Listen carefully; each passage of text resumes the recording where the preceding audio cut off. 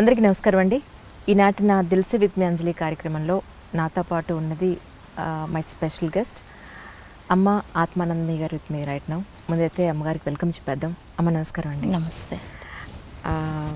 మిమ్మల్ని ఇంటర్వ్యూ చేయాలని అనుకున్నప్పుడు, అసలు మీ గురించి తెలుసుకోవాలి అని అనుకున్నప్పుడు మీ వీడియోలన్నీ చూస్తూ ఉన్నాను గత 6 నెలలుగా. యాక్చువల్లీ అనిపించింది ఏంటంటే, అలా ఏదో చేసేయాలని అనుకుంటే ఇలా చేసేయలేము, కొంత ప్రిపరేషన్ అవసరం డెఫినెట్గా అని అనుకున్నాను. మిమ్మల్ని కలవడం చాలా సంతోషంగా ఉంది. ఋషులు మహామహులు అందరూ చెప్పేది ఏంటంటే, ఎవరు ఏది చేసినా కూడా మోక్షం కోసమే చేస్తారు అని అంటారు.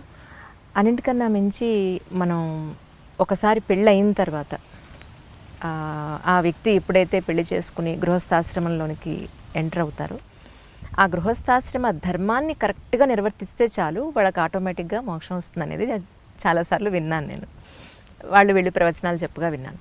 కానీ మరి మీరు గృహస్థాశ్రమంలోనే ఉంటూ మళ్ళీ సుషుమ్న క్రియ అనే దాంట్లోకి ఎందుకు రావడం జరిగింది, మీకు ఎందుకు రావాలనిపించింది అని అంటే ఏం చెప్తారు? అంటే నాకు ఇప్పుడు నా ఆధ్యాత్మిక ప్రయాణం చూసిన తర్వాత ఏమనిపిస్తుందంటే, మన జీవితంలో భరించలేని దుఃఖం కలిగినప్పుడు, ఎందుకంటే మా అమ్మగారు శరీరాన్ని వదిలిపెట్టేసినప్పుడు నాకు కలిగిన దుఃఖంతో అంతర్మదనం అన్నది మొదలైందనమాట. అంటే ఈ ప్రపంచంలో పొందాల్సింది ఏది, ఒక సగటు మనిషి ఏమేమి పొందాలనుకుంటారో అదంతా నేను పొందేశాను. ఇంకా ప్రత్యేకించి నేను ఉండి పొందవలసింది ఏంటి అన్నట్టు అంతర్మదనం స్టార్ట్ అయిందండి. మా అమ్మగారితో అటాచ్మెంట్ నాకు చాలా ఉండేది. అంటే దేవుడు మా అమ్మలా ఉంటారేమో. ఎందుకంటే మా చిన్నప్పటి నుంచి మేము నిద్ర లేచే టయానికి పూజ గదిలో నుంచి ఆవిడ ఆ మంత్రాలు చదవడము, ఉపవాసాలు ఉండడము, ప్రతిరోజు 3 గంటలు పూజ చేయడము. ఇప్పుడు ఈక్వల్గా మమ్మల్ని ఎలా చూస్తారో పని అమ్మాయి వాళ్ళ పిల్లల్ని కూడా ఈక్వల్గా అలానే చూసేవాళ్ళు. కాబట్టి ఎక్కడ కూడా ఆవిడలో భేదభావం లేదు. అటువంటి ఉన్నతమైన వ్యక్తికి భగవంతుడు క్యాన్సర్ ఇవ్వడం ఏంటి అదే అన్నది నాకు ఒకలాంటి విరక్తి భావం. అప్పుడు మా అమ్మగారి ఆత్మ ఈ బ్రహ్మాండంలో ఎక్కడో ఉంటుంది. కాబట్టి ఆ ఆత్మనితో నేను అనుసంధానం చెందాలి. అది కూడా భగవంతుని యొక్క అనుగ్రహము, అలాంటి ఆలోచనలు రావడం కూడా. అప్పుడే నాకు ఒక యోగి ఆత్మకథా పుస్తకం తెచ్చివ్వడం జరిగిందండి. అందులో క్రియాయోగం ద్వారా మనము జన్మల్ని, ఇది చివరి జన్మ చేసుకోవచ్చు. అంటే మోక్షం అంటే నిజమైంది ఏంటంటే, చనిపోయిన తర్వాత మోక్ష స్థితి కాదు, మనం జీవిస్తూనే ప్రతి నిమిషము ముక్త స్థితి. దేని నుంచి ముక్తి? దుఃఖం నుంచి. ఇట్లా ఇంకా ఏది మన జీవితంలో వచ్చే మనం అనుకోని పరిస్థితులని కూడా దాన్ని ఎదుర్కొనే మనోధైర్యము, ఇవన్నీ ఒకటి వెంట ఒకటి వస్తాయి అని చదవడం బాగా ఇన్స్పైర్ అయ్యానమాట. అంతేకాకుండా భగవద్గీతలో 3 పాయింట్స్ కూడా నా మనసుకు హత్తుకున్నాయి. అవాళ నాకు అనిపించింది అనమాట, అవును ఇవాళ నుంచి నేను ప్రతిరోజు 8 గంటలు సాధన చేస్తాను. నాకు అంత టైం ఉండిందండి. సాధన చేసి మా అమ్మగారి ఆత్మతో నేను అనుసంధానం అవుతాను అన్నది. అలా ఒక వారం అయ్యేటప్పటికి నాకు నిద్రలో ఉన్న ఒక వాయిస్ వినిపించేదండి, నువ్వు యోగివిక, నువ్వు యోగివిక అనే వాయిస్ క్లియర్గా. అది డిఫరెంట్ వాయిస్, డీప్ స్లీప్లో ఉన్న ఆ వాయిస్. తర్వాత ఓకే, నేను యోగి కావాలంటే ఏం చేయాలని తిరిగి భగవద్గీత, స్వామి చిన్మయానంద గారి భగవద్గీత. ఎందుకంటే 82లో ఆయన వచ్చి మదనపల్లిలో అండి ధ్యాన యోగం గురించి 14 రోజులు ప్రవచనం చెప్పారు, ఓన్లీ ధ్యాన యోగం గురించి. అప్పుడు నాకు చాలా అవి హత్తుకునింది. కానీ ఎప్పుడు నేను పారాయణం చేయడం కానీ ధ్యానం చేయడం కానీ అలాంటివి చేయలేదు, అప్పటి వరకు లేదు. ఆఫ్టర్ 10 years ఈ మా అమ్మగారు శరీరాన్ని వదిలిపెట్టిన తర్వాతనే నాకు ఇలాంటివి. మా అమ్మగారు శరీరాన్ని వదిలిపెట్టేదానికి 6 నెలల ముందర నుంచి అండి ఒక మంచి సువాసనలు అనమాట. అది నేను వర్ణించలేను. నేను ఎప్పుడు అట్లాంటి సువాసనలు ఆస్వాదించింది కూడా లేదు. కరెక్ట్గా 5:30, 5:30 ప్రాంతంలో ఇల్లంతా. కానీ ఇంకెవరిని అడిగినా ఇంట్లో ఎవరు మాకు వస్తుంది అని చెప్పేవాళ్ళు కాదు. కానీ ఒక 5 నిమిషాలకి దాన్ని ఆస్వాదించినప్పుడు కరెక్ట్గా డీప్ మెడిటేటివ్ స్టేట్లో, అది మెడిటేషన్ అని కూడా నాకు తెలియదు. అలా ఒక 6 నెలలు అండి. ఏ రోజైతే మా అమ్మగారు శరీరాన్ని వదిలిపెట్టేశారో ఆ రోజు నుంచి ఆ స్మెల్ రావటం ఆగిపోయింది. చాలా అంటే కొన్ని ఇలాంటివి జరుగుతాయా అన్నవి ఎప్పుడు మనము విని ఉండము, చూసి ఉండము. అన్లెస్ మనం ఎక్స్పీరియన్స్ అయితే, అనుభవ జ్ఞానము అయినప్పుడు మాత్రమే ఓ ఇలాంటివి కూడా జరుగుతాయి, ఇప్పుడు కూడా జరుగుతాయి అని అనిపించింది అనమాట. చాలా విచిత్రం అనిపించిందండి. యాక్చువల్గా ఎలా డిజైన్ చేసుకునేదాన్ని అంటే, ఆ టయానికి నేను ఎక్కడికి వెళ్ళేదాన్ని కానీ ఎప్పుడు చెప్పేదాన్ని నన్ను డిస్టర్బ్ చేయొద్దండి 5:30 to 7 వరకు ఈవినింగ్ అని. ఎందుకంటే I use to wait for that smell కోసం. సాయంత్రం పూట అండి? సాయంత్రం పూట 5:30 నుంచి 5:40 నుంచి 7 లోపల అంతే. మళ్ళా అది మేబీ నేను దానికి పెట్టుకున్న పేరు డివైన్ స్మెల్. ఓకే. అలా మొదలయ్యి అట్లా సాధన 12 ఏళ్ళు 8 hours సాధన చేశానండి. ఈ లోపల చిన్న వయసులో నాకు ఏదైతే ప్రతి ఒక్కరికి ఉంటాయి కదండి ఆధ్యాత్మికమైన సంశయాలు, వాటికి అన్నిటికీ ఆన్సర్స్ నాకు ఆ ధ్యానంలోనే దొరికేశాయి. తర్వాత ఇప్పుడు ఏదైతే నేను చెప్తున్నానో, అందరికీ పంచుతున్నానో సుషుమ్న క్రియాయోగం అని, ఆ గురువు గారు బాబాజీ గారు, వాళ్ళ గురువు గారైన భోగ్ సిద్ధర్ గారు ఇప్పుడు మిమ్మల్ని ఎంత క్లియర్గా చూస్తున్నాను అంత క్లియర్గా కనిపించి ఈ పద్ధతినిచ్చి ఇది నువ్వు ప్రపంచవ్యాప్తం చేయమని చెప్పారనమాట. ఇప్పటి కాలమాన పరిస్థితులకి అనుగుణంగా ఈ క్రియాయోగాన్ని సుషుమ్న క్రియాయోగంగా డిజైన్ చేసాము అని. అంటే మీకు 2 గురువులు మీ కల్లోకి వచ్చి కళలో కాదండి, నేను ప్రతిరోజు ధ్యాన సాధన బ్రహ్మముహూర్తంలో 3 నుంచి 6 వరకు చేస్తాను కదండి, ఆ టైంలో కనిపించారనమాట. Right right. సో మిమ్మల్ని ఒక సాధనగా ఎంచుకున్నారు అంతే అండి. కానీ ఆ టైంలో మీకు అనిపించిన ఫీలింగ్ ఏంటమ్మా? వారు వచ్చారు మీరు సాధనలో ఉన్నప్పుడు. అవునండి, ఇది చెప్పారు. నాకు వెంటనే నాకేమనిపించిందంటే, నేను మామూలు సామాన్యమైన ఒక గృహిణిని, చిన్న వయసు నుంచి కూడా పెద్దగా నేను ఐఎమ్ ఇంట్రవర్ట్. ఇప్పుడు బంధువులు వచ్చినా కూడా బాగున్నారండి అని అడిగేసి నా గదిలోకి వెళ్ళిపోయేదాన్ని, అంత షై టైప్ అనమాట.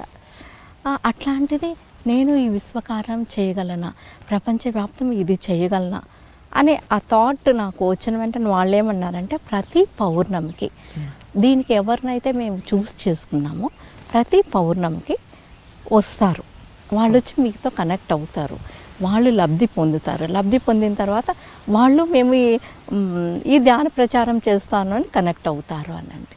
మీతోనే మొదలైందేమో అనుకోవచ్చు. ఈ సుషుమ్న క్రియాయోగం మాత్రం నాతోనే మొదలైందని చెప్పుకోవాలి. కానీ అన్ని గంటల పాటు మీరు ధ్యానంలో ఉన్నప్పుడు జనరల్గా కామన్ మెన్కి ఎన్నో డైవర్షన్స్ వస్తాయండి మెంటల్గా. అలా మేబీ అది కూడా గురువులే డిజైన్ చేశారేమో అండి. ఎందుకంటే నాకు అంత టైం ఉండేది. నాకు ఒకే బాబు అండి. బాబు చెన్నైలో చెల్లెలు గారి దగ్గర పెరిగాడనమాట. ఎందుకంటే ట్రాన్స్ఫర్స్ ఉంటుంటుంది, మేనేజర్గా చేసినప్పుడు ఎవ్రీ 2 years మా వారికి ట్రాన్స్ఫర్స్ అయ్యేదండి. కాబట్టి స్టడీస్ ఎఫెక్ట్ అవుతాయి. అప్పుడు కూడా చిన్నప్పుడు కూడా అండి అమ్మ అంటే చాలా ముద్దుగా బొద్దుగా ఉండే బేబీ అనమాట. అమ్మ వాడితో ఆడుకునేది చూసి అయ్యో అమ్మ సంతోషంగా ఆడుకుంటున్నారు కదా అనేసి బాబుని 3rd month అమ్మ దగ్గర వదిలిపెట్టి నేను వచ్చేసానండి. తర్వాత బాబు 7th class అప్పుడు అమ్మ శరీరాన్ని వదిలిపెట్టారు. కానీ ఆ బాబు అదే స్కూల్లో కంటిన్యూ అయ్యారనమాట. కాబట్టి నాకు టైం ఉండేది. మా వారు 10 గంటలకంతా బ్యాంక్కి వెళ్ళిపోతారు, ఇంకా ఆయన వచ్చే 7 o'clockకి. అంత టైం నాకు ఉండేదండి. కానీ ఉన్నా కూడా ఇప్పుడు ఈ రోజున ఇప్పుడు నా జాబ్ అంతా లేదు, తెల్లారగట్ట మీరు చెప్పిన టైంలో కనుక కూర్చున్నా 3కి 3:30కి లేచి 2 గంటలు కూర్చుందాము అని అంటే మైండ్లో ఎక్కడ లేని ఆలోచనలు వస్తాయి. అది ఒకటి కాదు, ఇంటికి సంబంధించి, పిల్లలకు సంబంధించి, తల్లిదండ్రులకు సంబంధించి, అత్తమామలకు సంబంధించి ఏదోటి అసలు మైండ్లో నడుస్తూనే ఉంటుంది, ఏదో ఒక కథ. అది కూడా భగవంతుని అనుగ్రహము, గురువులు అనుగ్రహము అలా డిజైన్ చేశారేమో అని అనిపిస్తుంది. అంటే మామూలు లేకుంటే మనిషి ఏదో ఒక పవరు, ఒక ఎనర్జీనో, ఒక ఒకరి దీవెనో, మేబీ మా అమ్మగారి దీవెన అయి ఉండొచ్చేమో ఈ ప్రపంచానికి ఈవిడ. నాలో ఆధ్యాత్మిక రియల్ ప్రకంపనలు స్టార్ట్ అయింది అంత డెప్త్గా దుఃఖాన్ని పొందినప్పుడు. ఆ దుఃఖం నుంచి ఎలా అంటే అనుకోని విధంగా బయటకు వచ్చి అంటే ఇప్పుడు ఈరోజు నేనేం చెప్పగలుగుతున్నాను, దుఃఖం అన్నదే లేదు ఈ ప్రపంచంలో. అంటే సరి అయిన అవగాహన లేనప్పుడు అది దుఃఖంగా పరిగణింపబడుతుంది. దెర్ ఈస్ నో దుఃఖ. ఎందుకంటే మన పురాణాలంతా ఆనంద స్వరూపుడివి, నువ్వు ఆనంద స్వరూపుడివి అనే ఘోషించాయి. కాబట్టి దుఃఖపడుతున్నామంటే మియర్లీ అవగాహన లోపమే అని ఈరోజు బల్లగుద్ది చెప్పగలను అనమాట. నిజమా? అంటే మామూలు సామాన్యమైన మనిషి కనీసం ఒక గంట పాటు ఎలాంటి ఆలోచనలు, బాహ్య ప్రపంచానికి సంబంధం లేకుండా ఒక గంట పాటు మీరు అనుకున్న స్థితిలో చేయగలిగే అవకాశం ఉందంటారా? అలా చెయ్యాలి అని అంటే ఎలా ప్రాక్టీస్ చేయాలని మీ ఉద్దేశం? ఇప్పుడు గురువులు ఇప్పుడు అందించిన సుషుమ్న క్రియాయోగంలో అండి, ఇది సంపూర్ణమైన యోగం. అంటే 4 ధ్యాన పద్ధతుల యొక్క కలయిక అనమాట. గురువుగారు ఇప్పుడు చెప్పడం ఏంటంటే, వాళ్ళు 49 days 49 minutes అని దీన్ని డిజైన్ చేశారు. అంటే మన శరీరంలో మేజర్ చక్రాస్ వచ్చండి 7 ఉంటాయి. కాబట్టి బేస్డ్ ఆన్ 7 into 7 వచ్చి 49 నిమిషాలు చేసినట్లయితే ఇందులో ఓంకారాలు ఉంటాయి, దీర్ఘశ్వాసలు ఉంటుంది, యోగ ముద్ర ఉంటుంది, భ్రూమధ్యంలో దృష్టి. ఆ ఓంకారాన్ని నాభిస్థానం నుంచి చేస్తాము. మనం చెప్పే ఓంకారం వచ్చి దీర్ఘంగా ఉంటుంది. అది దీర్ఘంగా చేసినప్పుడు brain cells purely scientific method అండి ఇది. దీర్ఘశ్వాసలు కూడా నాభిస్థానం నుంచి నెమ్మదిగా గాలి తీసుకొని నెమ్మదిగా వదిలిపెట్టడం. దీన్ని భావశ్వాసలను కూడా అంటాం. ఎందుకంటే అవి తీసుకునేటప్పుడు మనకి ఏది కావాలనో మంచి క్వాలిటీసు, ఆధ్యాత్మికతను, ఆనందాన్ని, తృప్తిని, ఇవన్నీ మనం లోపలికి తీసుకుంటున్నాను అని.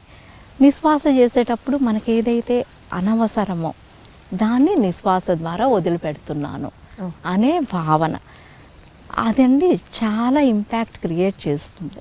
యాక్చువల్గా ఇప్పుడు 49 days 49 minutes చేసినప్పుడు నేను వాళ్ళని ఒక డైరీ రాసుకోండి అంటాను. చాలామంది చెప్పడం ఏంటంటే, అలా నిష్టగా 49 days 49 minutes చేసినప్పుడు మేము అసలు ఆల్టుగెదర్ డిఫరెంట్ పర్సన్ అని అనిపిస్తుంది మాకు. అంత మార్పు ఉంటుందండి నిజంగా? అంటే నేను చాలాసార్లు ట్రై చేశాను, ఒక 10 నిమిషాలు కూర్చుందామని, నా వల్ల కాలేదు. 21 minutes అన్న మన లైఫ్లో ఇప్పుడు కాదండి, ఇవాళ మొదలు పెడతాను. ఇప్పుడు శృతి కీర్తి గ్రేట్ డాన్సర్, ఒక 2000 ప్రోగ్రామ్స్ అమ్మాయి ఇచ్చింది. కానీ ఆ ఫస్ట్ ప్రోగ్రామ్కి ఎంత సాధన చేస్తుంది? కరెక్ట్. సాధన చేస్తే సాధించలేనిది ఈ ప్రపంచంలో ఏదీ లేదు కదండి. కరెక్ట్. కాబట్టి నేను అందరిని ఏమంటానంటే, మీరు భావదారిద్ర్యం ఇది నేను చేయగలనా అనే థాటే మీకు రాని. చక్కగా రేపు నేను ధ్యానంలో చేస్తాను, ఈరోజు 200 ఆలోచనలు వచ్చాయి, రేపు ఒక 2 తగ్గుతాయి. అట్లా చేస్తూ ఉంటే ఈ టెక్నిక్ డిజైన్ చేయబడింది ఎలాగంటే అండి, ఓంకారాలు దీర్ఘశ్వాసలు ఈ ముద్ర ద్వారా వచ్చి ఆటోమేటిక్గా మీరు థాట్లెస్ స్టేట్లోకి వెళ్ళిపోతారనమాట. రైట్. అంటే ఇప్పుడు ఇది ధ్యానము అంటే అందరూ ఇప్పుడు 49 minutes అందరూ ఏ ఒక్క ఆలోచన లేకుండా చాలా డీప్ సమాధి స్థితిలో ఉంటారా అని కాదండి. ఆలోచనకి మధ్య ఉండే గ్యాప్ పెరుగుతూ వస్తుందన్నమాట. ఆ గ్యాప్ 12 seconds ఉంటే అది ఒక ధారణ అని పిలువబడుతుంది. 12 సెకండ్ల కాలము అట్లా 12 సార్లు జరిగితే, అంటే ఆల్ టుగెదర్ ఈ 21 minutesలోనో 49 minutesలోనో మీరు 144 seconds ఆలోచన స్థితిలో ఉంటే that counts yes 1 Kriya Yoga sitting. అలా ఈజీగా జరగదా చెప్పండి? కరెక్ట్ అండి. తర్వాత మెయిన్ థింగ్, మనకు ఆలోచన రాకుండా ఉండాలంటే సులభమైన మార్గం ఏంటంటే అండి, నేను ఒక ఆత్మను. ఇప్పుడు ధ్యానంలో మనం కూర్చునేటప్పుడు we are connecting with our soul. Yes. ఇప్పుడు మనము ఆత్మను అనుకుంటే ఏం ఆలోచన వస్తుందండి? ఆత్మకి ఏం ఆలోచన ఉంటుంది? ఓకే, శరీరానికే ఉంటుంది ఆలోచన. అంతే శరీరం అనుకుంటే శరీరానికి ఇప్పుడు అందరితోనూ కనెక్షన్ ఎలా వస్తుంది, మనం శరీరం అనుకున్నప్పుడే. ఇప్పుడు మనము ఆత్మతో అనుసంధానం అవుతాం. మీరు ధ్యానం నుంచి బయటకు వచ్చిందే శరీరం అనుకోండి, ధ్యానంలో కూర్చునేటప్పుడు ఆత్మతో అనుసంధానం ఏ పని చేస్తున్నామో. ఇప్పుడు మీరు ఇంటర్వ్యూ చేస్తున్నారు, మీ దృష్టి అంతా ఇంటర్వ్యూ పైనే కదండి ఉంటుంది. 100% అండి. ఒక్కసారి సీట్లో కూర్చున్నాక ఇంకా ఇల్లు పిల్లలు ఇవేమి గుర్తుండవు అసలు. ఉండరు కదండి. మళ్ళీ సీట్లోంచి బయటకు వచ్చిన తర్వాతే. అంతే అండి. ఇప్పుడు నేను ధ్యానంలో కూర్చుంటే నాకు అలాగే అవుతుంది.